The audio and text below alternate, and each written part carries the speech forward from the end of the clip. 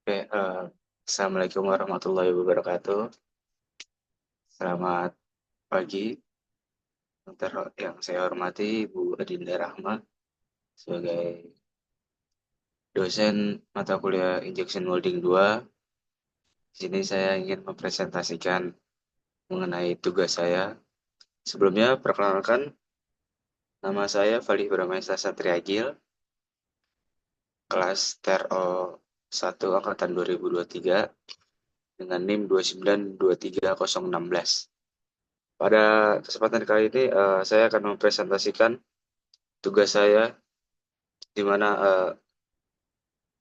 disuruh mencari jurnal terkait injection molding. Karena itu saya mengambil judul yang saya temui pada jurnal dengan judul Analisa Cacat Produk dan Kerusakan Mold pada Proses Injection, Molding dan Tindakan Perbaikan di PT Paco Elektronik Teknologi. Oke, bisa saya share screen.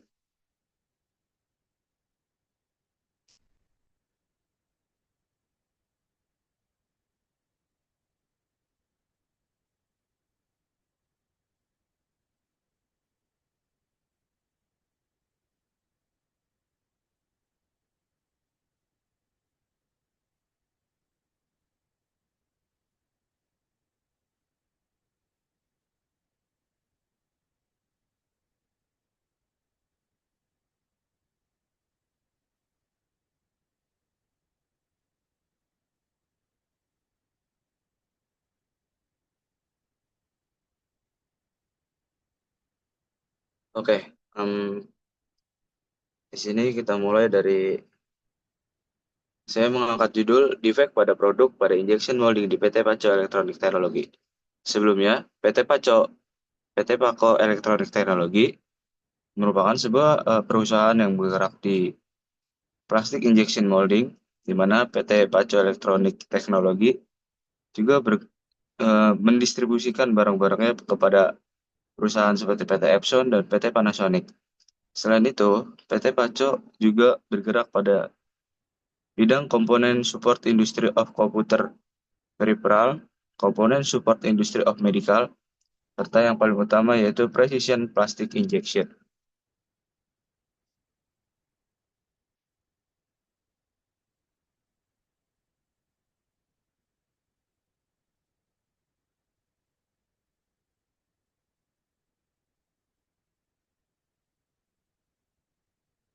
Di mana em, pada PT Paco Elektronik Teknologi terdapat berbagai macam cacat pada produk plastik yang dihasilkan. Oleh karena itu, PT Paco Elektronik Teknologi menerapkan metode FMEA atau Value Mode and Effect Analysis, di mana untuk menganalisis, mengidentifikasi, mengevaluasi, dan mengurutkan potensi kegagalan cacat produk dan kerusakan mold pada proses injection molding. Pada analisa yang dilakukan oleh PT Paco Elektronik Teknologi, di mana terdapat beberapa cacat yang dihasilkan seperti bending, gas mark, silver, flash, undercut, crack, serta burn mark, short mode, dan yang lainnya.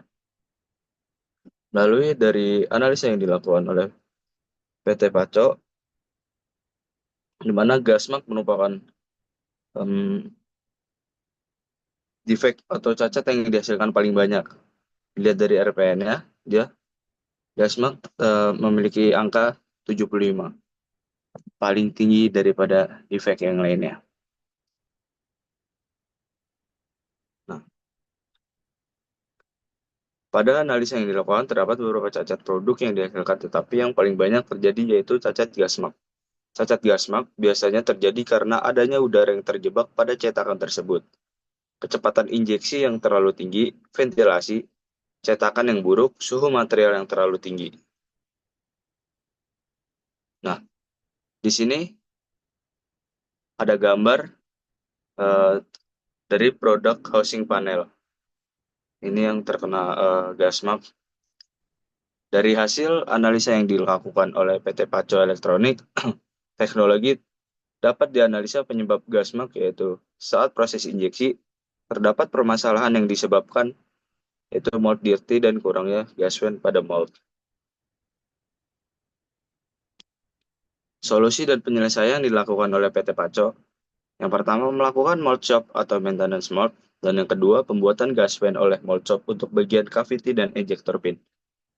Penyelesaian yang dilakukan PT Paco dapat dilihat dari gambar berikut, di mana di sebelah kiri sebelum pemasangan gas vent, yang di sebelah kanan ini setelah pembuatan gas vent dan pemasangan gas vent. Nah, di sini juga terdapat lampiran gambar, di mana yang sebelah kiri produk housing panel ketika sebelum dilakukan pemasangan gas vent pada molding.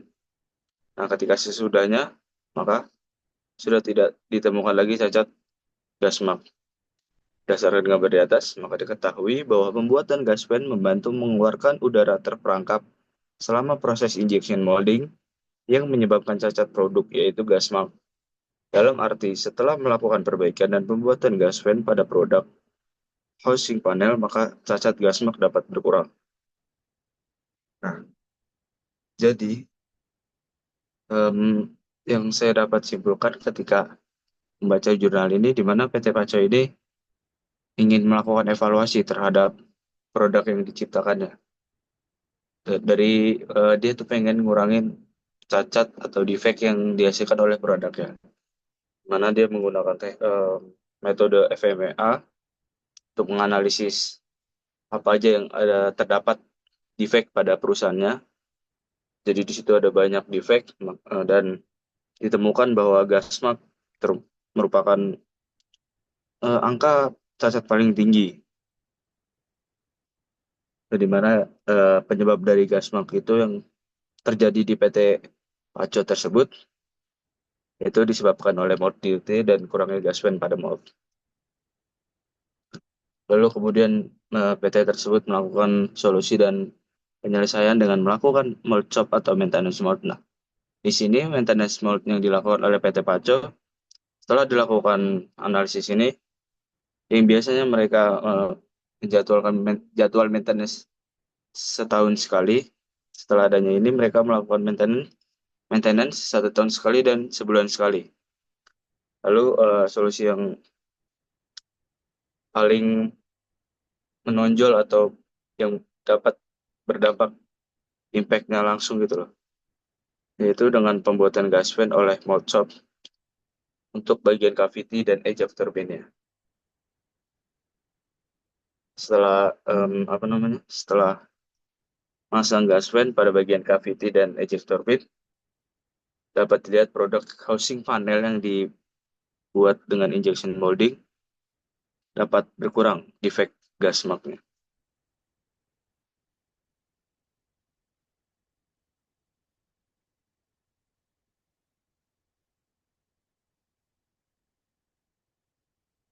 Mungkin sekian presentasi yang dapat saya sampaikan. Kurang lebihnya mohon maaf. Assalamualaikum warahmatullahi wabarakatuh.